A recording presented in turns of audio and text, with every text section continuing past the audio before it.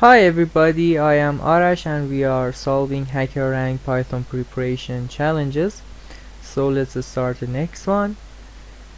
The next one is swap case.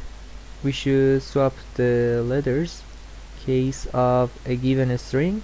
It means that we should convert small letters to capitals and capital letters to small ones. Very simple and straightforward. In the right hand we can see that the main part of the program is already written for us. Input is handled and the input should be given to a function called swap case, and result is printed with the return output with swap case function.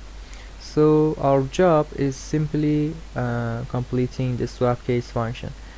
This program could be much longer in other programming languages, but in Python it is very easy and straightforward. There is a built-in function called swap case, so we just need to use s.swap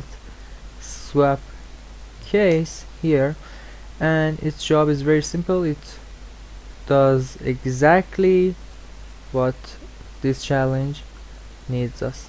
Alright, let's submit the code. It is checking.